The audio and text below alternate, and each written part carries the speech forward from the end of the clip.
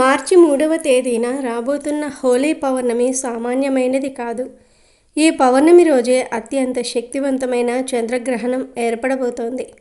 అయితే ఈ చంద్రగ్రహణం రోజు సింహరాశి వారు కుక్క కనిపిస్తే ఇలా చేయండి, మీరు వద్దన్న డబ్బు వస్తుంది, మీ కష్టాలు తీరిపోతాయి, మీకు ఉన్న సకల దోషాలు తొలగిపోతాయి, అదృష్టం పడుతుంది. చంద్రగ్రహణం రోజు సింహరాశి వారు కుక్క కనిపించిన వెంటనే ఇలా చేస్తే గ్రహణ దోషాలు కూడా తొలగిపోతాయి.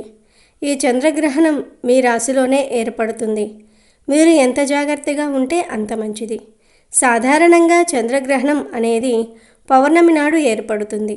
మన భారతదేశంలో కొన్ని నిమిషాలు మాత్రమే ఈ చంద్రగ్రహణ ప్రభావం ఉంటుంది. ఈ చంద్రగ్రహణం పాల్గొన పౌర్ణమి నాడు ఏర్పడుతుంది. దీనిని హోలీ పౌర్ణమి అని కూడా అంటారు. మన సనాతన ధర్మంలో పౌర్ణమి తిథికి ఉన్న ప్రాముఖ్యతను గురించి ఎంత చెప్పినా తక్కువే. పౌర్ణమి అంటే చంద్రుడు తనలోని 16 కళలను పూర్తి చేసుకుని సంపూర్ణ ప్రకాశంతో విశ్వంపై తన దివ్య శక్తిని ప్రసరించే పవిత్ర ఘడియ. ఈ రోజున సముద్రపు పోటులాగే విశ్వంలోని శుభశక్తులు, ముఖ్యంగా మహాలక్ష్మీదేవి అనుగ్రహం అత్యంత శక్తివంతంగా భూమిని తాకుతుంది.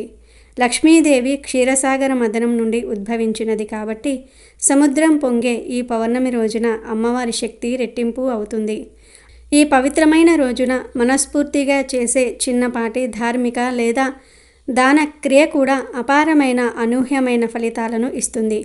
ఈ ఫలితాలు కేవలం ధన రూపంలోనే కాక ఆరోగ్య భాగ్యం, అఖండ మానసిక ప్రశాంతత మరియు తీవ్రమైన గ్రహదోషాల నివారణ రూపంలోనూ వ్యక్తమవుతూ ఉంటాయి. పౌర్ణమి యొక్క ఈ అద్భుతమైన శక్తిని మన జీవితంలోనికి ఆహ్వానించడానికి మన చుట్టూ ఉండే జీవరాశులలో ఒకటైన కుక్కకు ఆహారం పెట్టే పద్ధతి అత్యంత రహస్యమైన శక్తివంతమైన మార్గంగా చెప్పబడింది.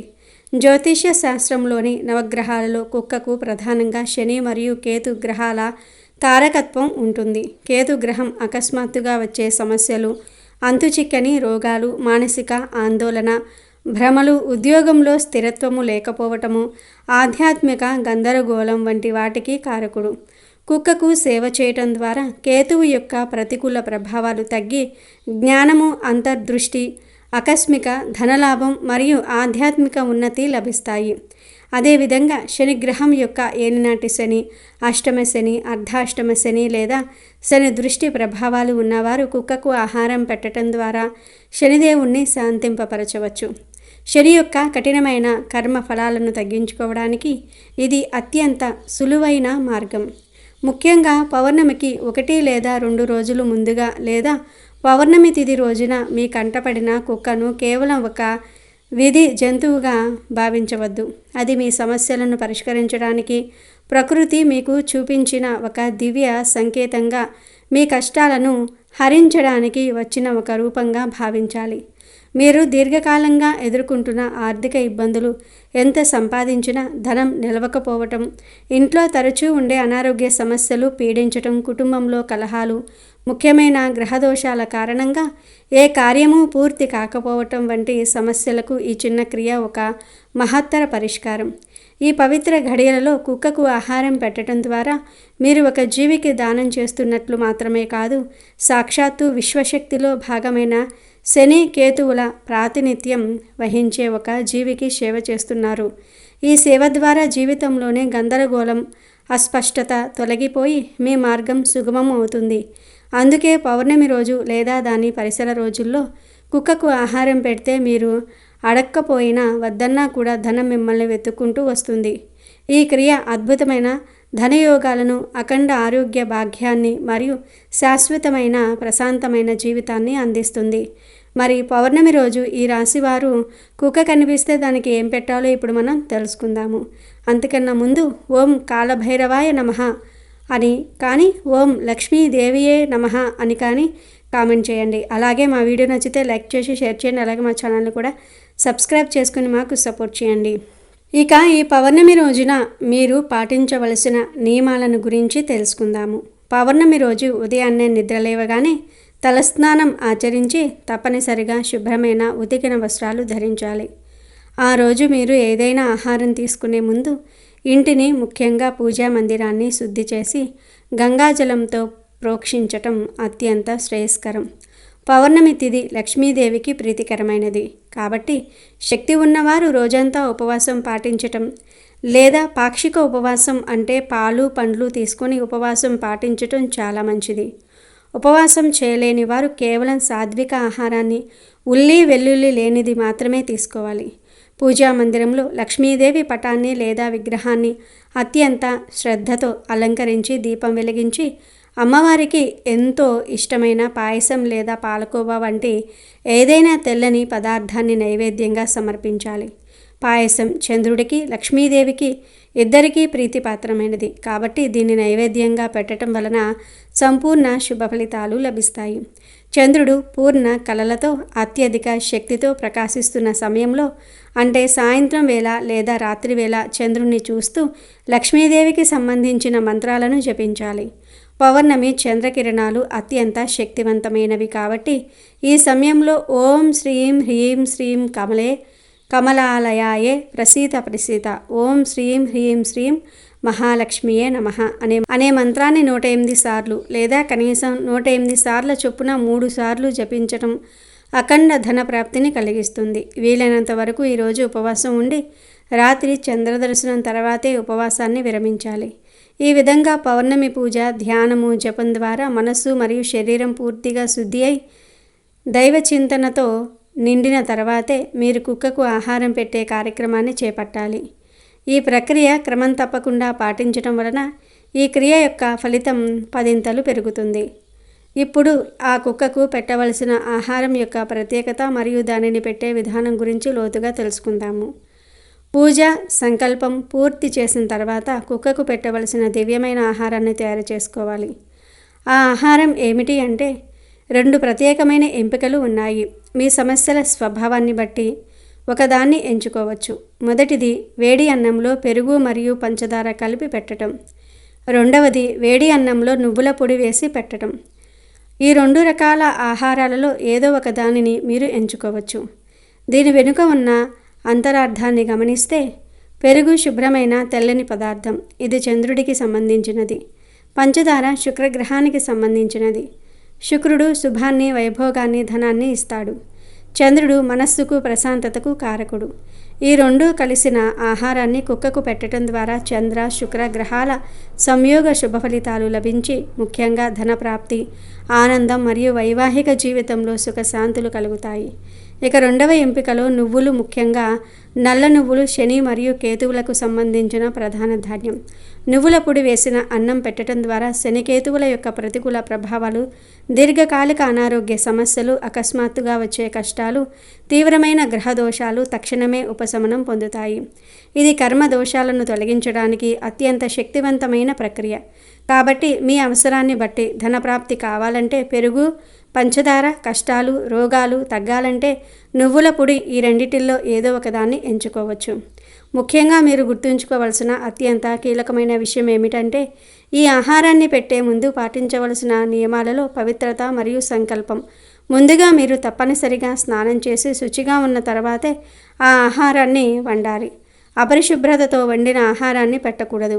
వండిన ఆ వేడి అన్నంలో పెరుగు లేదా నువ్వుల పొడి వేసి దాన్ని చక్కగా కలిపి ఆ పాత్రను మీ ఇష్టదైవం లేదా లక్ష్మీదేవి లేదా మీ కులదైవం యొక్క పటం ముందు ఉంచాలి.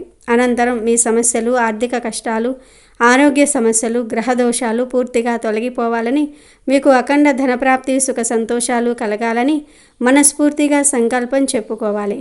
సంకల్ప వాక్యం ఇలా ఉండాలి: ఈరోజు పౌర్ణమి పర్వదినాన నేను ఈ కుక్కకు శనికేతువుల అనుగ్రహం కొరకు అలాగే లక్ష్మీ కటాక్షం కొరకు ఈ ఆహారాన్ని దానం చేస్తూ ఉన్నాను. దీని ద్వారా నాకు ఉన్న సర్వ సమస్యలు, గ్రహబాధలు తొలగి అష్టైశ్వర్యాలు, సంపద, ఆరోగ్యము కలగాలని కోరుకుంటున్నాను. ఈ సంకల్పం చాలా ముఖ్యం. ఎందుకంటే మీ ఏకాగ్రతతో కూడిన సంకల్పమే ఆ క్రియకు దివ్యశక్తిని, ఫలితాన్ని ఇస్తుంది. సంకల్పం చేస్తున్న తర్వాత ఆ ఆహారాన్ని తీసుకుని వెళ్ళి కుక్కకు పెట్టండి. మీరు మీ ఇంట్లో పెంచుకునే కుక్కకు కూడా ఈ ఆహారాన్ని పెట్టవచ్చు, లేదా బయట రోడ్డుపై తిరిగే వీధి కుక్కలకు కూడా పెట్టవచ్చు. వీధి కుక్కలకు పెట్టడం వలన ఆ జీవులు పూర్తి స్వేచ్ఛలో ఉండటం వలన కేతువుకు సంబంధించిన త్యాగము, మోక్షం వంటి అంశాలకు బలం చేకూరి మరింత మంచి ఫలితం ఉంటుందని శాస్త్రాలు చెప్తూ ఉన్నాయి. అయితే మీరు రోడ్డుపై కుక్కలకు ఆహారం పెట్టేటప్పుడు ఒక అత్యంత ముఖ్యమైన నియమాన్ని తప్పక పాటించాలి. అది పవిత్రతకు సంబంధించినది. ముందుగా ఒక తాజా ఆకు కానీ లేదా ఒక శుభ్రమైన కాగితం కానీ నేలపై పరిచి దానిపై మాత్రమే ఆహారాన్ని పెట్టండి. నేరుగా రోడ్డుపై లేదా నేలపై పెట్టకండి. అవి వీధి కుక్కలు కదా, వాటికి ఆకు, పేపర్ ఎందుకు అని అశ్రద్ధ చేయకూడదు. ఈ క్రియను కేవలం ఒక దానంగా చూడకుండా మీ పూర్వ కర్మలను, ప్రస్తుత సమస్యలను తీర్చడానికి ప్రకృతి మీకు చూపించిన ఒక దివ్య మార్గంగా, ఒక పూజా కార్యక్రమంగా భావించాలి. ఆ కుక్కను కేవలం ఒక జంతువుగా కాక సాక్షాత్తు దైవ స్వరూపంగా, శని లేదా కేతువు యొక్క ప్రతిరూపంగా భావించి పూర్తి భక్తి శ్రద్ధలతో ఆకుపై ఆహారాన్ని ఉంచాలి. మీలోని అహంకారాన్ని పక్కన పెట్టి సేవకుడిలా ఈ క్రియను నిర్వహించాలి. ఈ విధంగా పౌర్ణమి యొక్క అఖండ దివ్య శక్తిని కుక్కకు ఆహారం పెట్టే పవిత్ర పుణ్య ఫలాన్ని ఏకం చేసి మీ జీవితంలోని అన్ని రకాల సమస్యలను, గ్రహదోషాలను పూర్తిగా తొలగించుకొని మీరు ఊహించిన విధంగా వద్దన్నా కూడా ధనం వచ్చే అద్భుతమైన రహస్యమైన మార్గాన్ని సుగమం చేసుకోండి. ఈ చిన్నపాటి కానీ శక్తివంతమైన క్రియ మీ జీవితాన్నే సమూలంగా మార్చే శక్తిని కలిగి ఉంటుంది. ఈ పౌర్ణమి సంకల్పంతో చేసే సేవ ద్వారా మీరు కోరుకున్న ఆరోగ్యము, సంపద, సంతోషము తప్పక మీ సొంతమవుతాయి. ఈ నియమాలను త్రికరణ శుద్ధిగా పాటిస్తే మీ జీవితంలో అద్భుతాలు జరగటం ఖాయం. చంద్రగ్రహణం, పౌర్ణమి కలిసి వచ్చిన ఈ అద్భుతమైన మరియు శక్తివంతమైన రోజున మీరు గనుక కుక్కకు ఇది తినిపిస్తే తరతరాలకు తరగని ఆస్తి వస్తుంది. ఈ చంద్రగ్రహణం మీకు కీడుతో వస్తుంది. అంటే మీరు ఈ చంద్రగ్రహణం తర్వాత కొన్ని జాగ్రత్తలు కూడా తీసుకోవాలి. ఈ గ్రహణం తర్వాత సింహరాశి జీవితంలో ఒక రకమైన అశాంతి, అయోమయం నెలకొనే సూచనలు కనిపిస్తూ ఉన్నాయి. కేతువు విరక్తికి, మోక్షానికి మరియు ఆకస్మిక మార్పులకు కారకుడు కావటంతో సింహరాశి వారి దైనందిన జీవితంలో ఊహించని మలుపులు చోటు చేసుకుంటూ ఉంటాయి. వృత్తి, వ్యాపార, కుటుంబ విషయాల్లో కొన్ని కఠినమైన నిర్ణయాలు తీసుకోవాల్సి రావచ్చు, లేదా పరిస్థితులు మీకు వ్యతిరేకంగా మారుతున్నట్లు అనిపించవచ్చు. ఈ గ్రహణ ప్రభావం కేవలం గ్రహణ సమయంలోనే కాకుండా ఆ తర్వాతి కొన్ని నెలల పాటు సింహరాశి వారిపై తన ముద్రను వేస్తుంది. సింహరాశి వారు సహజంగానే నాయకత్వ లక్షణాలు కలిగి ఉంటారు. కానీ ఈ కేతుగ్రస్త గ్రహణం వారి ఆత్మవిశ్వాసాన్ని దెబ్బతీసేలాగా ప్రవర్తిస్తుంది. కేతుగ్రస్త చంద్రగ్రహణం అనేది జ్యోతిష శాస్త్రరీత్యా అత్యంత ప్రభావశీలమైన సమయం. ముఖ్యంగా సింహరాశి వారికి ఈ కాలం ఒక పరీక్షా సమయంగా మారుతుందని చెప్పవచ్చు. గ్రహణ ప్రభావం వల్ల సింహరాశి వారు తమ రోజువారీ జీవితంలో అనేక మార్పులను, సవాళ్లను ఎదుర్కోవాల్సి ఉంటుంది. ప్రధానంగా మానసిక స్థితిపై కేతువు ప్రభావం తీవ్రంగా ఉంటుంది కాబట్టి ఈ రాశివారు తమ ఆలోచన ధోరణి అదుపులో ఉంచుకోవటం చాలా ముఖ్యం. మనసులో తెలియని అశాంతి, అనవసరమైన భయాలు, ఊహించుకున్న ఆందోళనలు మిమ్మల్ని నిరంతరం వేధిస్తూ ఉండవచ్చు. గతంలో జరిగిన కొన్ని సంఘటనలు మళ్ళీ గుర్తొచ్చి మనస్తాపానికి గురి చేసే అవకాశం ఉంది. ఏదో తెలియని వెలితి, ఒంటరితనం మిమ్మల్ని ఇబ్బంది పెడుతూ ఉంటుంది. ఇలాంటి సమయంలో ధ్యానము, యోగా లేదా ఆధ్యాత్మిక చింతన వైపు మొగ్గు చూపటం వల్ల కొంత ఉపశమనం లభిస్తుంది. సానుకూల దృక్పథంతో ఉండటం, ప్రతి చిన్న విషయానికి అతిగా స్పందించకుండా ఉండటం ఈ సమయంలో మీకు శ్రీరామరక్ష. పనుల విషయానికి వస్తే మీరు చేసే ప్రతి ప్రయత్నంలోనూ ఏదో ఒక అడ్డంకి ఎదురవుతున్నట్లు అనిపించవచ్చు. అప్పటి వరకు సాఫీగా సాగుతున్న పనులు కూడా చివరి నిమిషంలో ఆగిపోవటం లేదా వాయిదా పడటం వంటివి జరుగుతూ ఉంటాయి. దీనివల్ల నిరాశకు లోనయ్యే ప్రమాదం ఉంది. సహోద్యోగులతో లేదా పై అధికారులతో మాట్లాడేటప్పుడు అత్యంత జాగ్రత్తగా ఉండాలి. మీ ఉద్దేశం మంచిదైనప్పటికీ అవతలి వారు దాన్ని తప్పుగా అర్థం చేసుకునే అవకాశం ఉంది. సన్నిహితులతో మనస్పర్ధలు రావటం వల్ల మానసిక వేదన పెరుగుతుంది. స్నేహితులు లేదా బంధువులతో చిన్నపాటి చర్చలు పెద్ద గొడవలకు దారితీయవచ్చు. అందుకే వివాదాస్పద అంశాలకు సాధ్యమైనంత దూరంగా ఉండటం మంచిది. ఎదుటివారు మిమ్మల్ని రెచ్చగొట్టే ప్రయత్నం చేసినా మీరు నిమ్మకు నీరెత్తినట్లు ఉండటమే ఉత్తమ మార్గం. ఆర్థిక అంశాలను పరిశీలిస్తే ఈ గ్రహణ కాలం సింహరాశి వారికి ఏమాత్రం అనుకూలంగా లేదు. కేతువు ఆర్థిక స్థానాలపై ప్రభావం చూపటం వల్ల ధన నష్టం జరిగే సూచనలు మెండుగా కనిపిస్తూ ఉన్నాయి. షేర్ మార్కెట్, రియల్ ఎస్టేట్ లేదా మరే ఇతర వ్యాపారాల్లో కొత్తగా పెట్టుబడులు పెట్టడం ఈ సమయంలో అస్సలు శ్రేయస్కరం కాదు. మీరు ఎంతగానో నమ్మిన వారు కూడా మిమ్మల్ని ఆర్థికంగా మోసం చేసే అవకాశం ఉంది. కాబట్టి ఎవరికి అప్పులు ఇవ్వకండి, అలాగే ఎవరి దగ్గర అప్పులు తీసుకోకండి. అనవసరపు ఖర్చులు పెరగవచ్చు. ఇది మీ బడ్జెట్ను తలక్రిందులు చేస్తుంది. పొదుపు మంత్రం పఠించటం ఇక్కడ చాలా అవసరం. వ్యాపారస్తులు కొత్త ఒప్పందాలు చేసుకునే ముందు పత్రాలను క్షుణ్ణంగా పరిశీలించాలి. తొందరపాటు నిర్ణయాలు తీసుకుంటే భారీ మూల్యం చెల్లించుకోవాల్సి వస్తుంది. సామాజికంగా చూస్తే మీ కీర్తి ప్రతిష్టలకు భంగం కలిగించే ప్రయత్నాలు కొందరు చేయవచ్చు. మీ మాట తీరు, ప్రవర్తనపై సమాజంలో చర్చలు జరగవచ్చు. కాబట్టి బహిరంగ ప్రదేశాలలో మాట్లాడేటప్పుడు లేదా సోషల్ మీడియాలో మీ అభిప్రాయాలను పంచుకునేటప్పుడు సంయమనం పాటించటం అవసరం. అపనిందలు పడే అవకాశం ఉన్నందున ఏ విషయంలోనూ అతిగా స్పందించకూడదు. ఎవరి వ్యక్తిగత విషయంలోనూ జోక్యం చేసుకోకపోవటం మీకు రక్షగా నిలుస్తుంది. మీ వ్యక్తిత్వాన్ని కాపాడుకోవడానికి మౌనమే ఆయుధంగా మలుచుకోవాలి. కోపాన్ని అదుపులో ఉంచుకోకపోతే అది మీ గౌరవాన్ని దెబ్బతీసేలా పరిణమిస్తుంది. నిందారోపణలు ఎదురైనప్పుడు సహనంతో వ్యవహరిస్తే గ్రహణ ప్రభావం తగ్గిన తర్వాత పరిస్థితి మళ్ళీ సాధారణ స్థితికి వస్తుంది. కుటుంబ జీవితంలో కూడా కొంత అశాంతి నెలకొనే సూచనలు ఉన్నాయి. ఇంటి సభ్యుల మధ్య చిన్న చిన్న విషయాలకే విభేదాలు రావచ్చు. ముఖ్యంగా జీవిత భాగస్వామితో సంబంధాలు దెబ్బతినే అవకాశం ఉంది.